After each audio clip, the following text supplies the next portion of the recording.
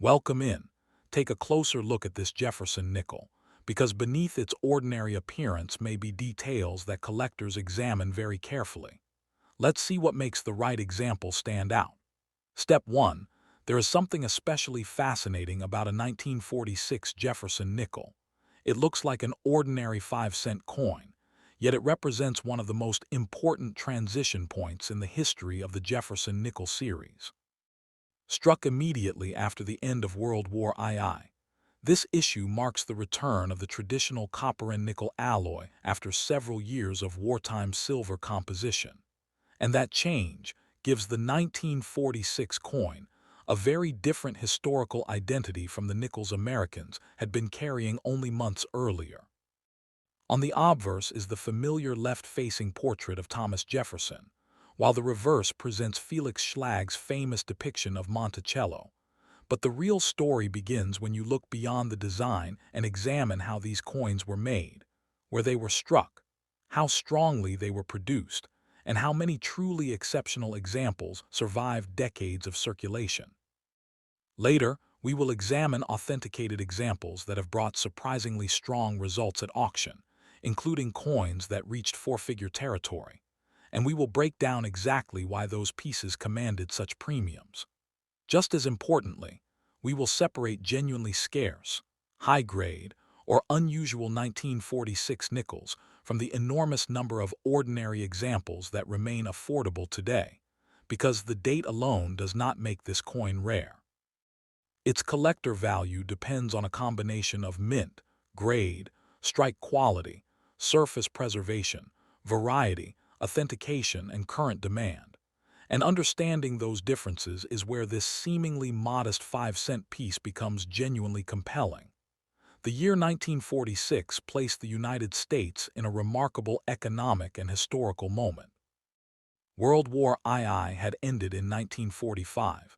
Millions of American servicemen were returning home. Factories were transitioning from military production toward consumer goods, and the nation was beginning the complicated process of adjusting to peacetime. The Jefferson nickel itself had been introduced in 1938, replacing the Buffalo nickel, and during the war the United States faced an urgent shortage of nickel, a strategic metal needed for military applications. Beginning in 1942, the mint changed the composition of the 5-cent piece to an alloy containing silver, copper, and manganese, and the wartime nickels carried an unusually large mint mark above Monticello to distinguish them. By 1946, that emergency had passed. The mint returned to the familiar 75% copper and 25% nickel composition, restoring the traditional physical identity of the denomination. The 1946 issue, therefore, became the first regular Jefferson nickel struck after the wartime alloy experiment ended. Philadelphia produced 161,116,000 pieces.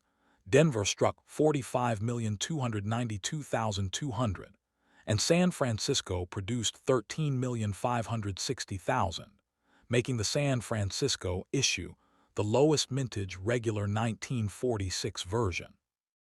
Yet mintage figures alone can be deceptive. Millions were produced, millions entered commerce, and many survived, so a normal circulated 1946 nickel is not automatically a scarce coin. The true challenge for collectors is finding examples that escaped heavy use and retain the qualities that modern grading standards reward. Physically, the 1946 Jefferson nickel follows the specifications that define the classic pre-war and post-war copper-nickel 5-cent piece. It weighs 5 grams, measures 21.2 millimeters in diameter, and has a plain edge rather than the reeded edge found on many other American denominations. The alloy is 75% copper and 25% nickel, giving the coin the familiar pale silver appearance associated with traditional nickels. Although age, environmental exposure, cleaning, and tunning can dramatically alter its surface color. The obverse carries Felix Schlag's portrait of Thomas Jefferson, with the inscriptions "In God We Trust" and "Liberty," accompanied by the date. On the reverse, Monticello dominates the center, surrounded by EPLURIBUS UNUM, United States of America, 5 cents, and Monticello. Schlag's design was selected through a national competition, and although modifications were made before production, his basic artistic concept became one of the longest-running designs in American coinage. The 1946 issue is particularly interesting because the familiar wartime oversized mint mark disappeared. Philadelphia coins carry no mint mark, while Denver coins bear a D and San Francisco coins bear an S near Monticello on the reverse. That tiny letter can immediately transform the identity of the coin, because collectors evaluate the three 1946 issues separately, and the surviving populations, strike characteristics, and premium quality examples are not identical. The production quality of a 1946 nickel is where the story becomes much more interesting for serious collectors. A coin can have the correct date, correct mint mark, and attractive appearance while still being considerably less desirable than another example from the same production run. The reason is strike quality. Jefferson nickels are particularly famous for the importance collectors place on the steps of Monticello. When the lower portion of the building is sharply struck, the individual steps can remain completely separated and clearly defined. Such coins may qualify for a full steps designation, commonly abbreviated FS, depending on the grading service and the specific criteria applied. Full steps can dramatically increase collector interest because they demonstrate exceptional detail in an area that frequently suffers from weakness during striking. This is especially important for early Jefferson nickels, where even coins with virtually no wear can show incomplete definition on Monticello. Philadelphia's 1946 issue is a striking example of this phenomenon. PCGS notes that while circulated examples are very common, the population becomes considerably more challenging at higher grades, and 1946 Philadelphia nickels with full steps become especially difficult in the upper mint state levels. PCGS records no 1946 Philadelphia full steps example at MS67 or higher in its cited population information, illustrating just how difficult it can be to combine extraordinary preservation with exceptional strike detail. That distinction between ordinary mint state quality and elite condition is essential when discussing value.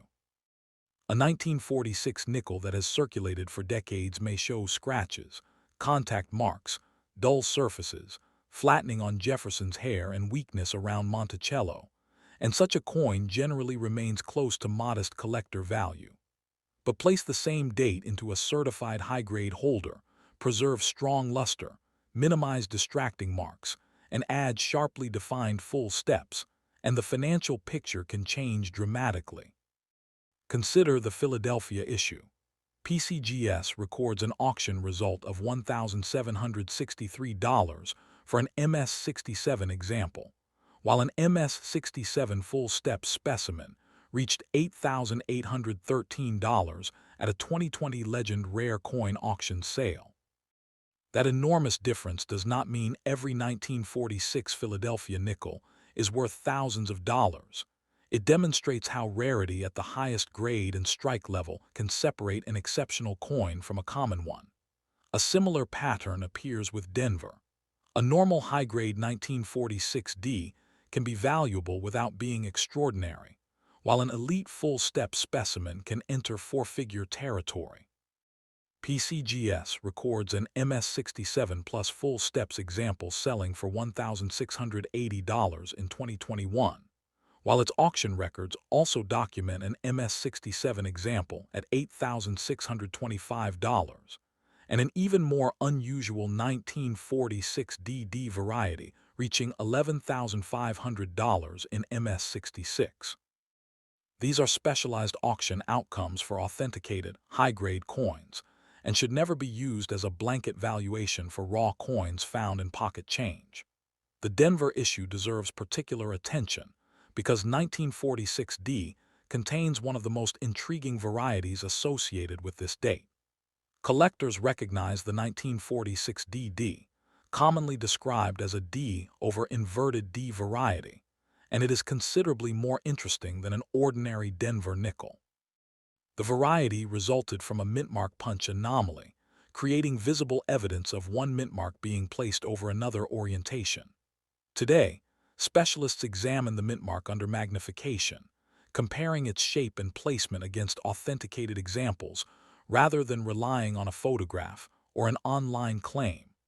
The variety is scarce enough to command a significant premium when properly attributed and professionally graded. A certified MS66 Full Steps 1946DD FS5. One example sold for $1,800 at Stack's Bowers in 2021, while an earlier heritage appearance brought $7,763 in 2008. Those numbers illustrate another fundamental rule of numismatics. Auction records are historical evidence, not guaranteed price tags. The same variety can produce very different results depending on grade, eye appeal, strike, certification, provenance, market conditions, and the competition among bidders on a particular day.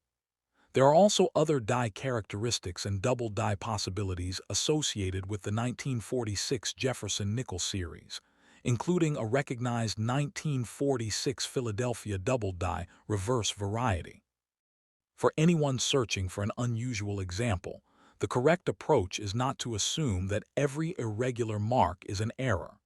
Genuine varieties must be studied against established references, and when the potential value is substantial, authenticated by a reputable grading service. The San Francisco 1946 S presents a different opportunity. With only 13,560,000 coins struck, it has the lowest mintage among the three regular 1946 issues, but lower mintage does not automatically make it the most valuable. Many examples survived, and the issue can be found in attractive mint state grades. Its major challenge is often strike quality, particularly around Monticello, where weak definition can prevent a coin from receiving the coveted full steps designation.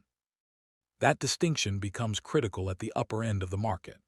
A normal 1946 S in a respectable mint state grade may sell for relatively modest money, while a superb full step specimen can be an entirely different proposition.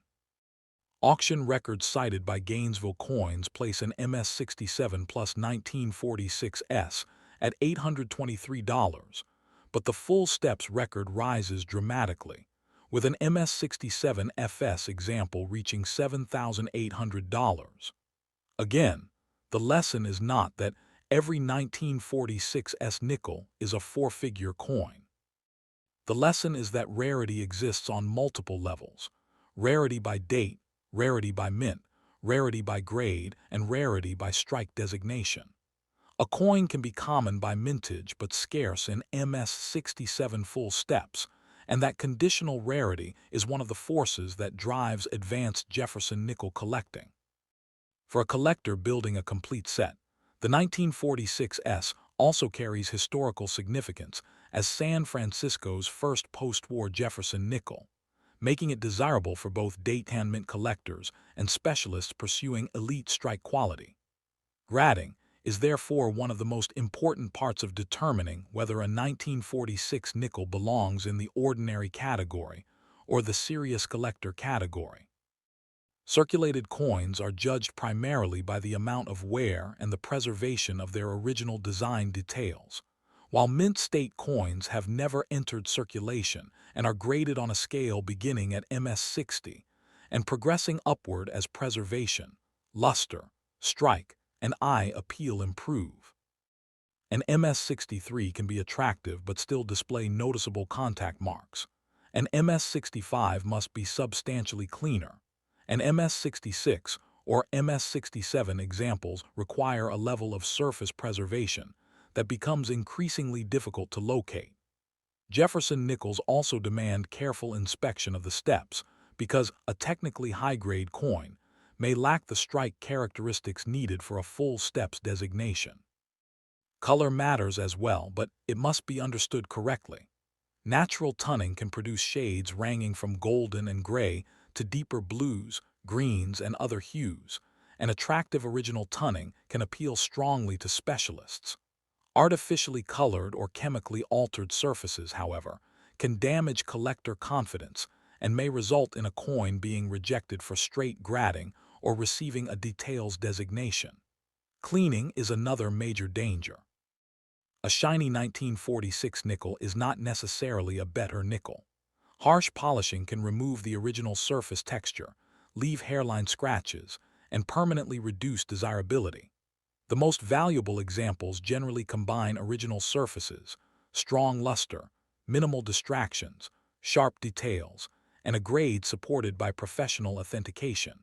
Authentication becomes particularly important when the potential value moves into the hundreds or thousands of dollars. The first step is verifying that the coin is actually a 1946 Jefferson nickel and determining whether it is Philadelphia, Denver, or San Francisco. Next comes examination of weight, diameter, edge, surface texture, lettering, date, style, mint mark placement, and overall design.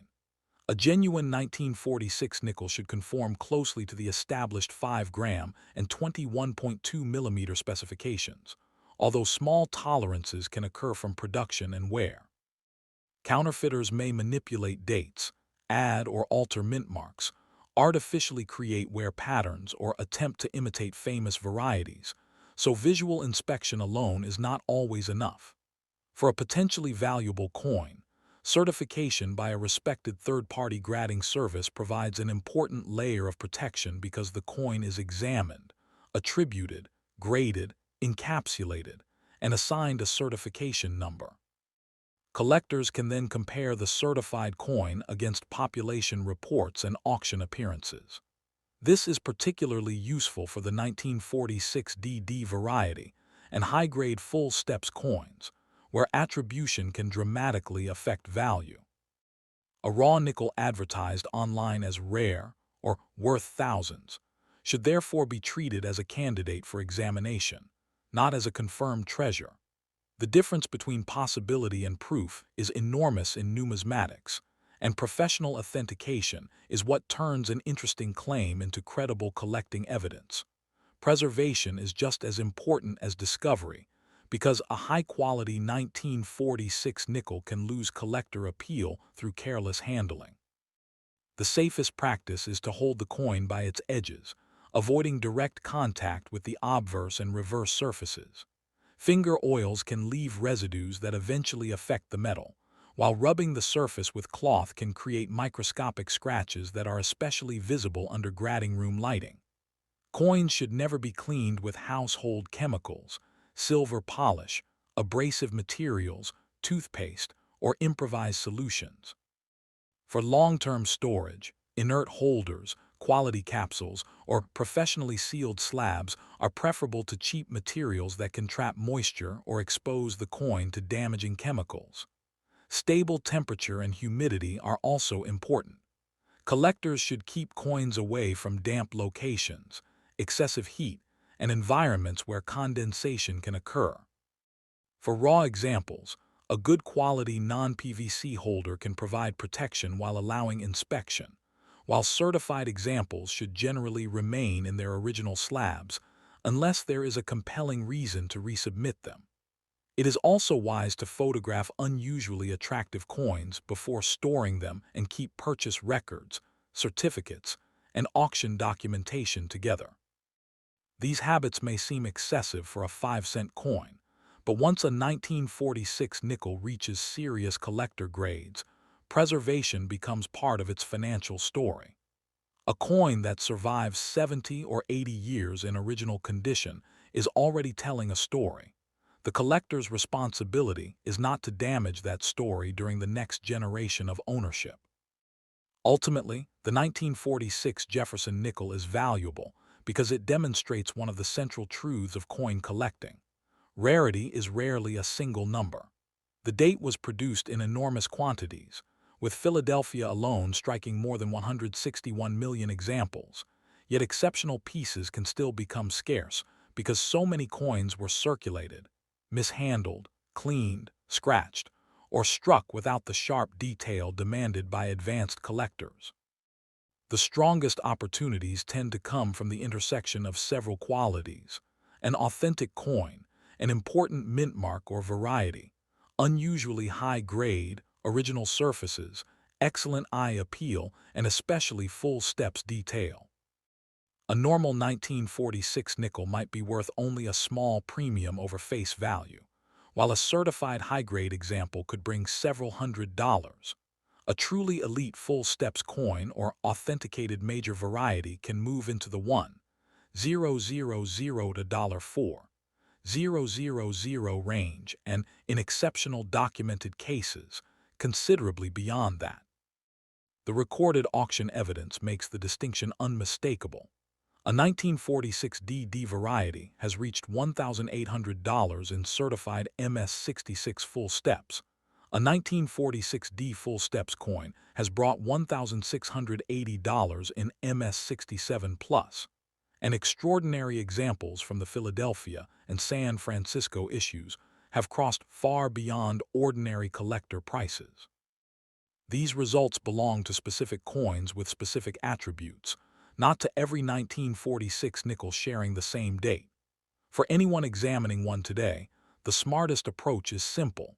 Identify the mint, verify the composition and specifications, inspect the surfaces under good lighting, study Monticello's steps, look carefully for legitimate varieties or errors, and never confuse an internet asking price with an authenticated market result.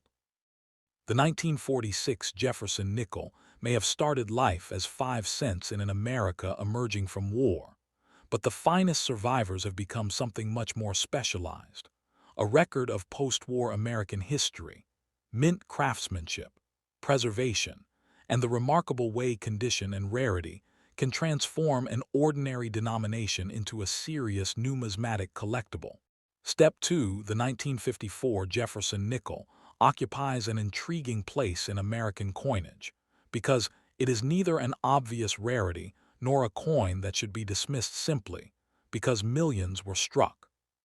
At first glance, it is a familiar 5-cent piece carrying Thomas Jefferson's portrait, but a closer examination reveals a much more complicated collecting landscape involving mint marks, strike quality, full steps, die varieties, proof finishes, surface preservation, and the remarkable difference between an ordinary survivor and an exceptional specimen. By the time this story reaches its later chapters, the most important question will not simply be whether a 1954 nickel is old, but whether it possesses the combination of characteristics that advanced collectors are willing to compete for. We will examine how the coin was made, why certain versions are scarcer than others, what professional graders look for, how legitimate varieties can be separated from damage or postmint alterations, and what authenticated examples have actually achieved in the marketplace. The most interesting part of the 1954 Jefferson Nickel is that its value is often hidden in details that are almost invisible to the untrained eye, especially around the tiny mint mark and the architectural steps beneath Monticello. To understand why this coin matters, it helps to place 1954 in its American setting. The United States was living through the early years of the Cold War.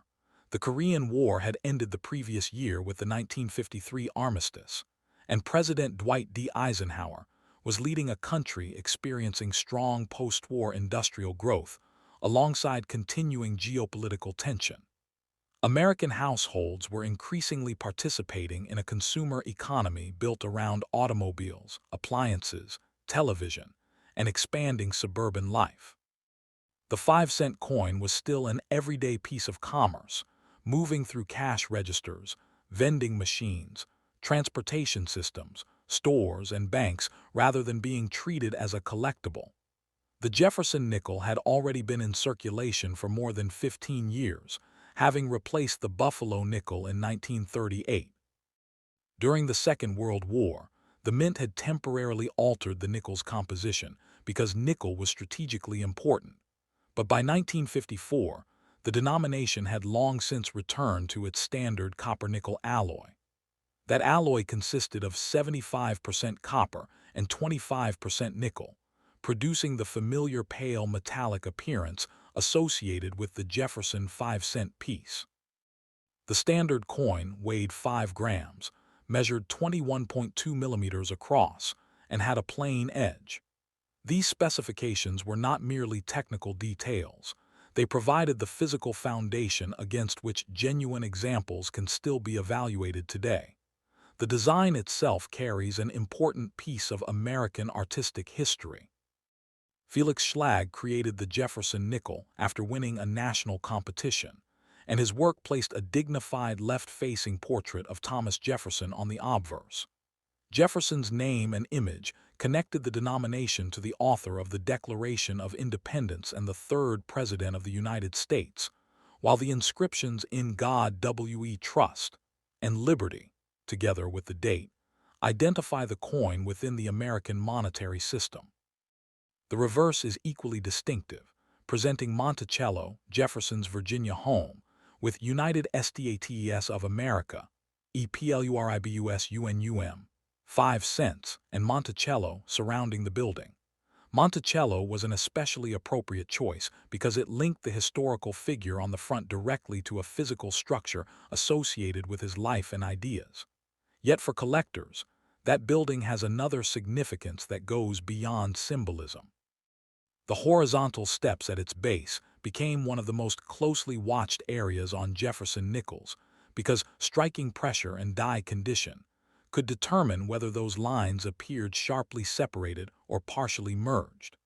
That small architectural feature would eventually become one of the biggest factors separating an ordinary 1954 nickel from a premium condition example.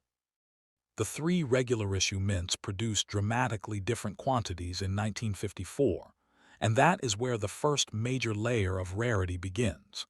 Philadelphia struck 47,684,050 nickels, and as usual, Philadelphia coins carried no mint mark.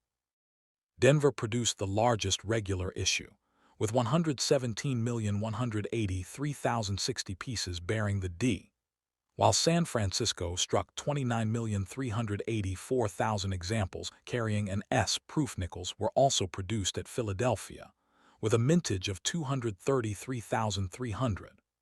Those numbers immediately show why a collector should never treat every 1954 nickel as one identical category.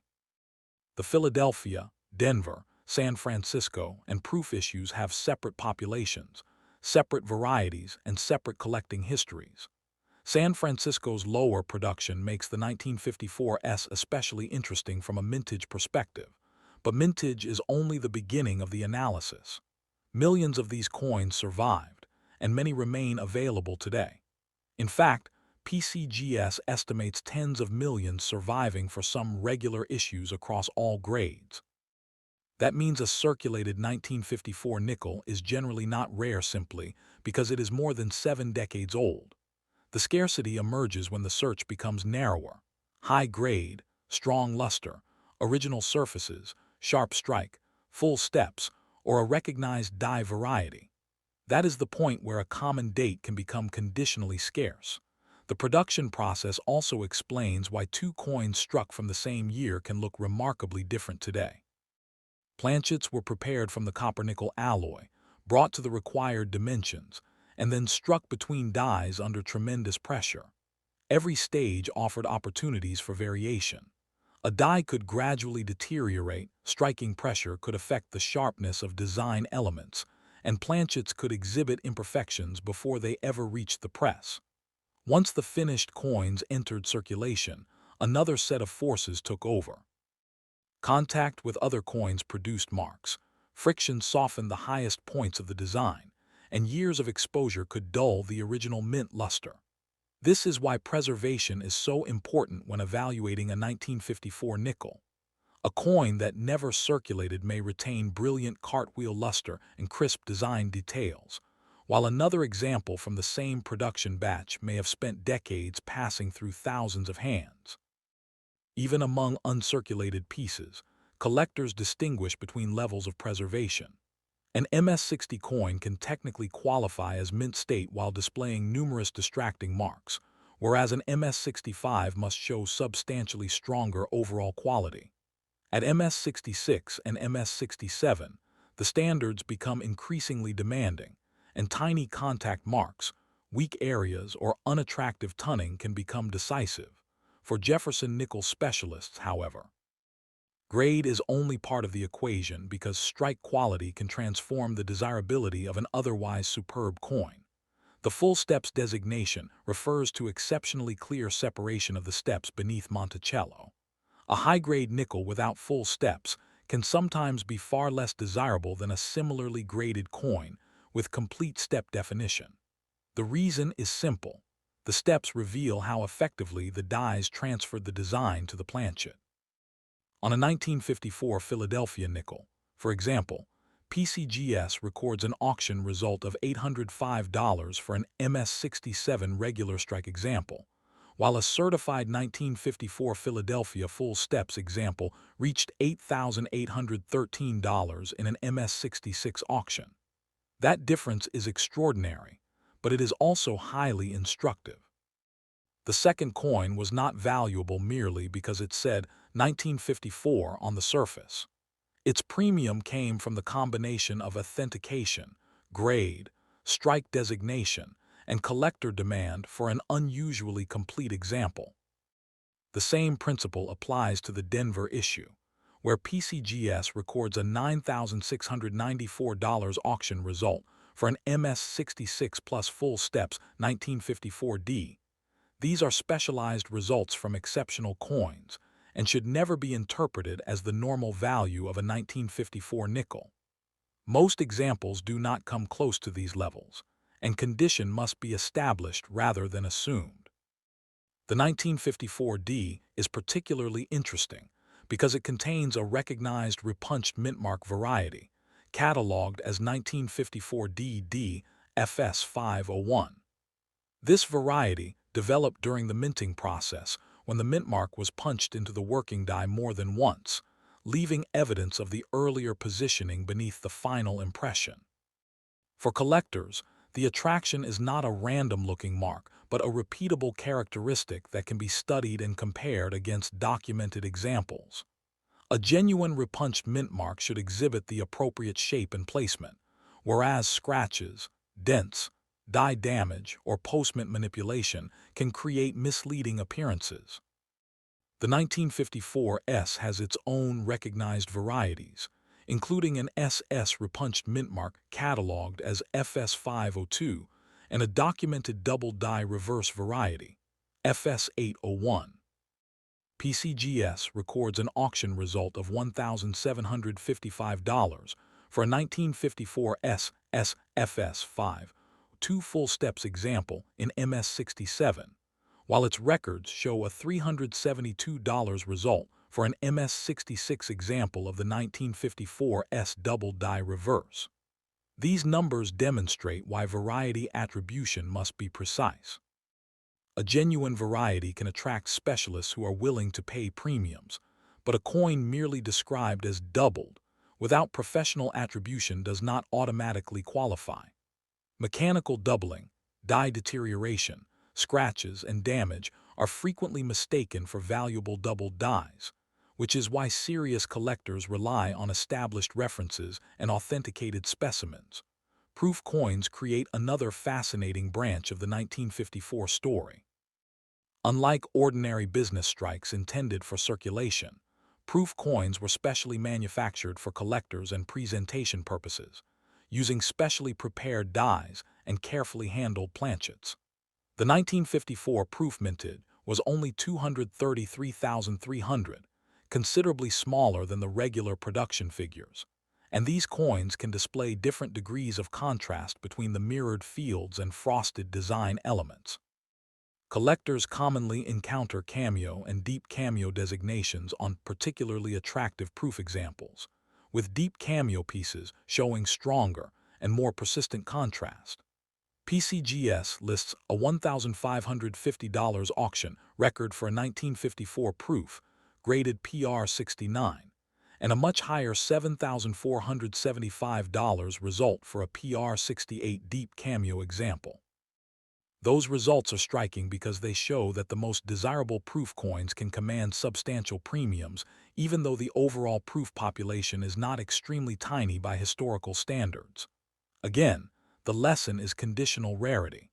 A typical 1954 proof is not automatically worth thousands simply because it was struck for collectors. Exceptional preservation, contrast, grade, certification, and market demand determine whether a proof enters the upper tier. The proof branch also includes a documented re-engraved obverse design variety, FS401, giving specialists another layer of study beyond simple date-and mint collecting. Authentication becomes increasingly important as the potential value rises. The first examination should establish whether the coin's basic physical characteristics make sense. Approximately 5 grams in weight, 21.2 millimeters in diameter, correct copper-nickel composition, plain edge, appropriate design, and correct mint mark placement. None of those tests alone proves authenticity, because sophisticated counterfeits can imitate dimensions and appearance, but inconsistencies can provide useful warning signs. Collectors should be particularly cautious with altered mint marks, artificially created doubled features, polished surfaces, and coins that appear suspiciously bright or unnaturally sharp. A professional grading service can authenticate the piece, assign a grade, identify recognized varieties, and encapsulate the coin for long-term protection. For an expensive 1954 nickel, certification can also make auction records and population data much more meaningful. It is important to remember that population reports count certified examples, not necessarily every surviving coin, and resubmissions can affect reported numbers. A coin should therefore be evaluated as an individual object rather than reduced to a single population statistic. Preservation matters just as much. Hold the coin by its edges. Never clean it. Avoid abrasive materials and chemical dips unless their use is appropriate to a professional conservation situation. And store raw examples in inert holders away from excessive moisture and temperature fluctuations.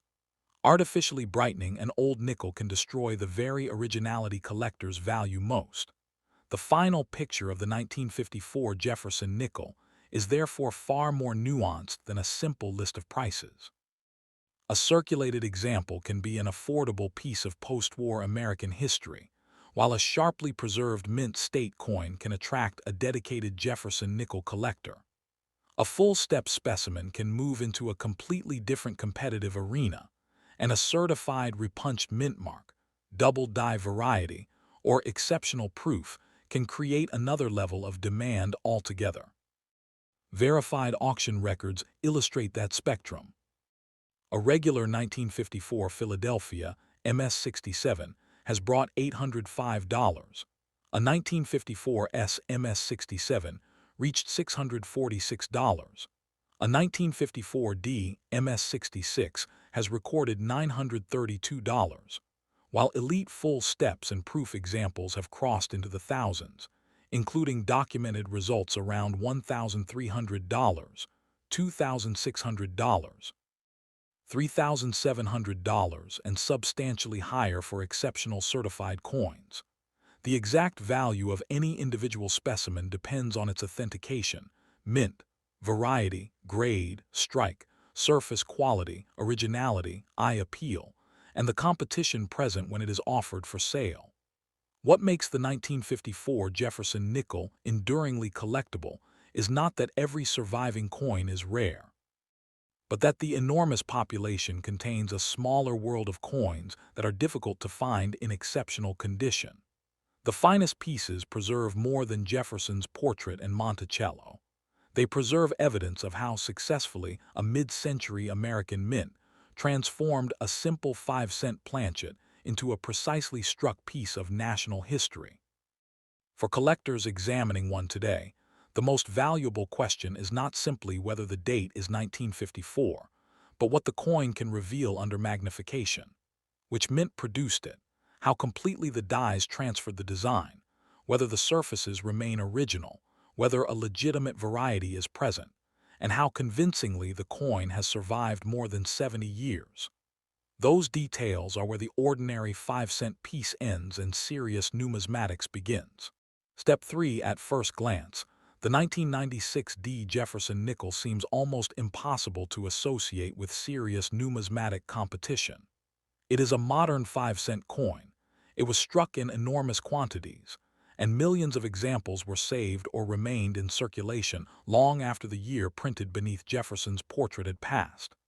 Yet place one under a strong light, turn it slowly, and a very different investigation begins. The Denver D immediately identifies where it was made. The surfaces reveal whether it spent years in commerce or escaped with its original brilliance. And the reverse presents perhaps the most important clue of all: the tiny steps beneath Monticello. Collectors of Jefferson nickels know that those steps can separate an ordinary example from an unusually desirable one, particularly when every step is sharply defined, and the coin combines that strike with exceptional preservation. Later in this investigation, we will examine documented auction results and the characteristics that made those authenticated pieces desirable, while also confronting an important reality. A coin does not become rare simply because someone places a large number beside its photograph online. With the 1996 D, the real story is conditional rarity, the difference between hundreds of millions produced and a much smaller population of coins that survived with the exact combination of grade, strike, surfaces, luster, and eye appeal that advanced collectors seek. To understand why the coin exists in such enormous numbers, we have to step into the United States of 1996. The country was experiencing a period of strong economic expansion, rapidly developing personal technology, widespread growth in home computing and the early internet, and a consumer culture increasingly shaped by new electronic products and communication systems. The 5-cent piece was still an everyday denomination, used in vending machines, cash transactions, businesses, and ordinary household commerce. Nothing about its intended purpose suggested that these coins would become objects of intense study decades later. The Jefferson nickel had already been part of American life since 1938, when Felix Schlage's design replaced the Buffalo nickel. By 1996, the basic design had become one of the longest-running visual identities in United States coinage. Denver's production of the nickel was enormous because the denomination was needed for everyday commerce across the country. The Denver Mint struck 817,736,000 Jefferson nickels dated 1996, a figure that immediately tells us something important about rarity. This is not a scarce coin in the traditional mintage sense. PCGS estimates a very large surviving population, and its rarity assessment places the regular 1996 D issue at the common end of its scale. So if someone hands you a circulated 1996 D nickel and claims the date itself guarantees a major premium, the numbers do not support that conclusion. The interesting question is what happened to the small percentage of those hundreds of millions that survived exceptionally well. Now examine the physical coin itself. The 1996 D Jefferson nickel is made from the traditional 75% copper and 25% nickel alloy used for the regular Jefferson nickel during this period. It weighs 5 grams, measures 21.2 millimeters in diameter, and carries a plain edge.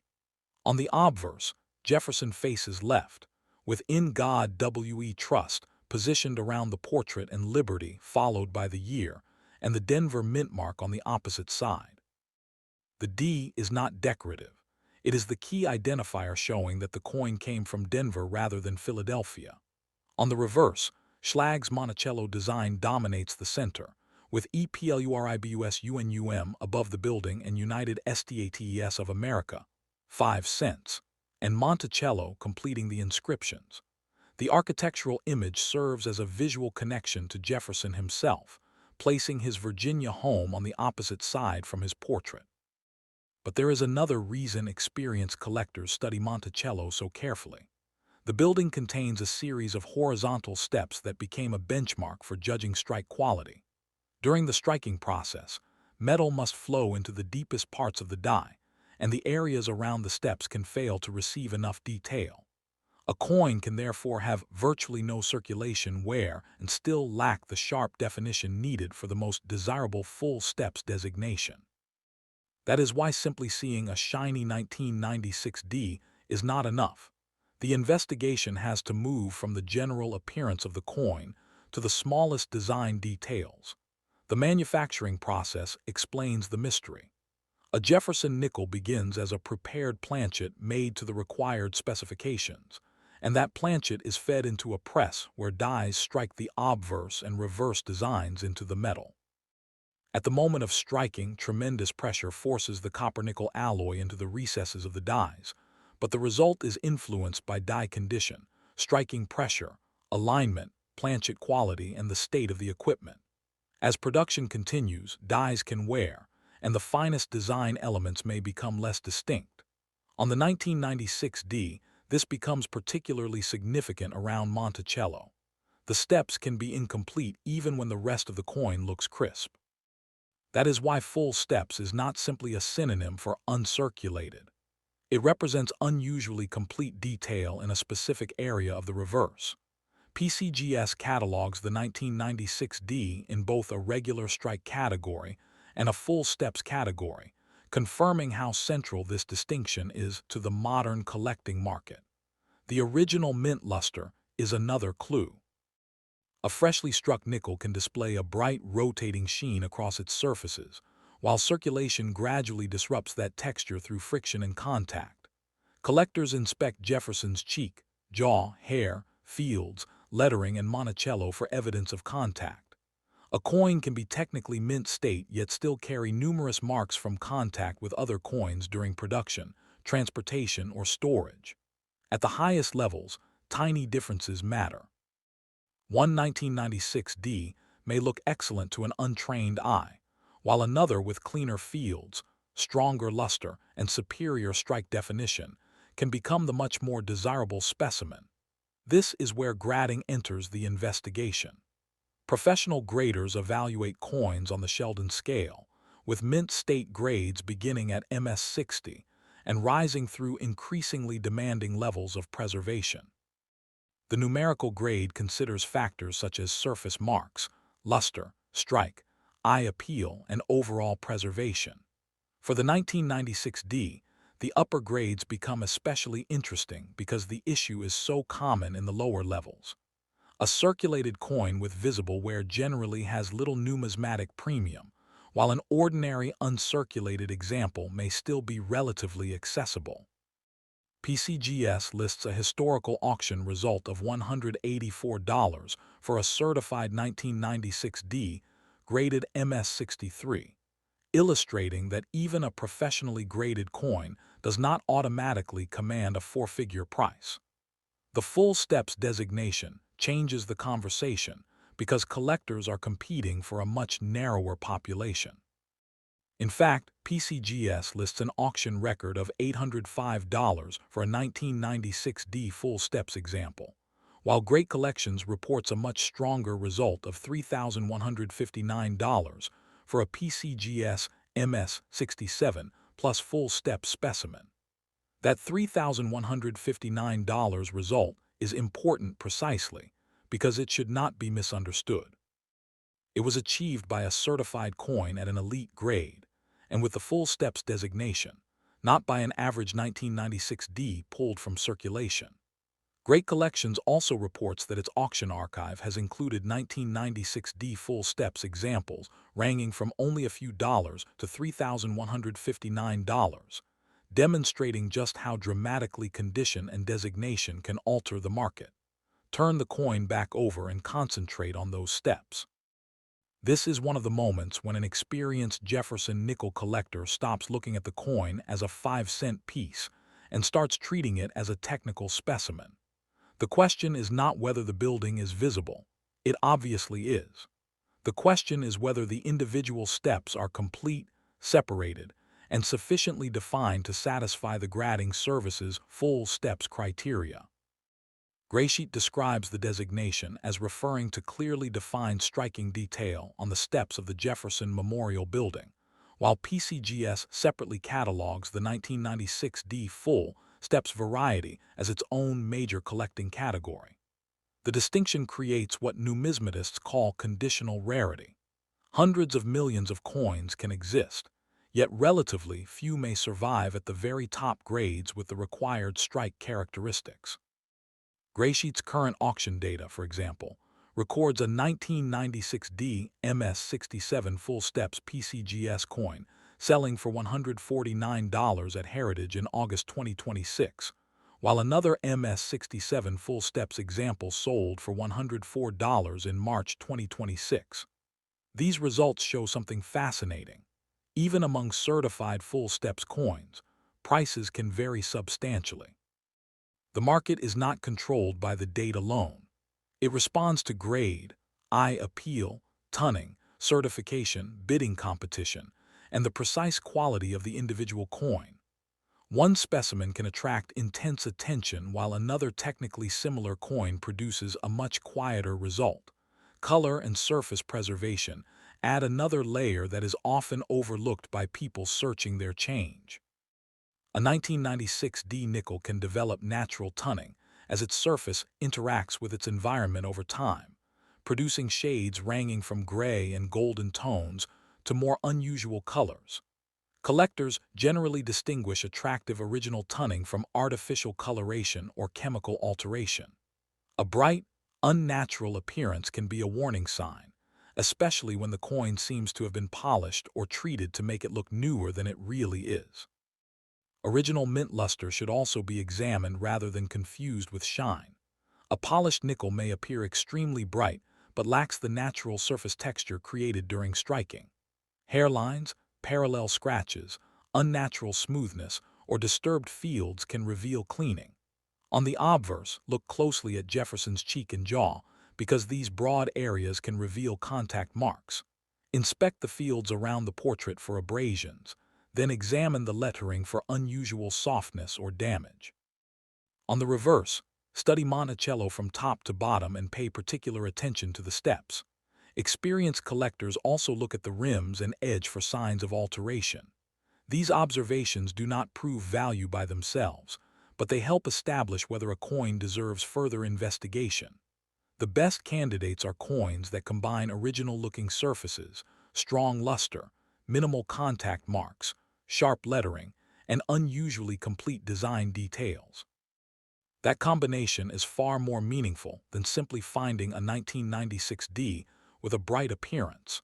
The next question is whether there are legitimate errors or die varieties hiding among the ordinary pieces.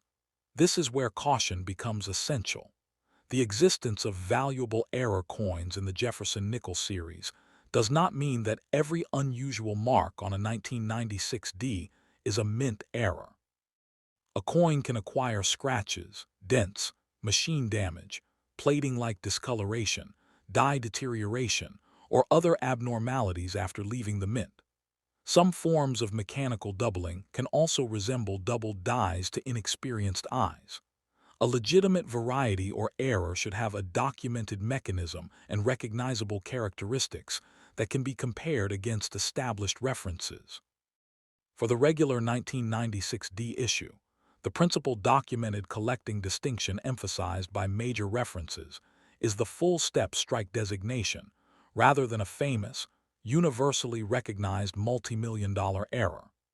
PCGS's catalog separates the normal 1996D from the 1996D full steps issue, and Graysheet likewise treats full steps as the important premium characteristic.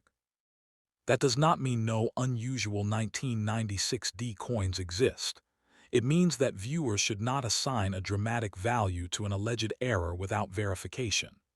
If a coin appears to show doubling, an unusual mint mark, a missing design element, or another striking anomaly, photograph it carefully and compare it with authoritative references before altering or cleaning it. For a potentially valuable specimen, professional authentication and attribution are far safer than relying on an online comment section or an unverified social media claim. Authentication should also begin with the simplest evidence. Weigh the coin on an accurate digital scale, Check its diameter with appropriate measuring equipment. Inspect the plain edge, and compare the design and mint mark with authenticated examples. A genuine 1996D should conform closely to the established 5-gram weight and 21.2 millimeter diameter, although normal manufacturing tolerances and wear must be considered. A suspiciously different weight can be a warning sign, but weight alone cannot authenticate a coin.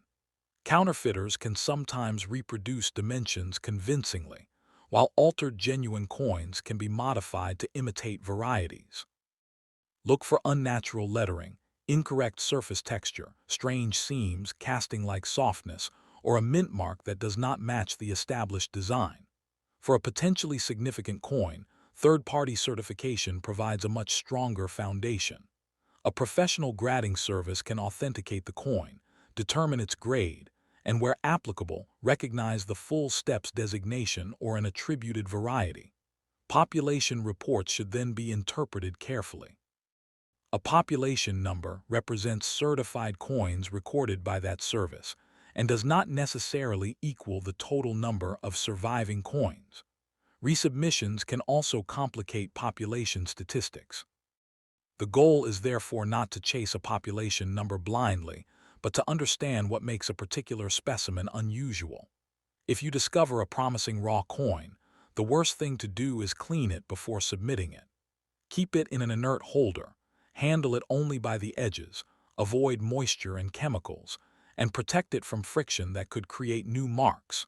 And that brings us to the central mystery of the 1996D Jefferson Nickel.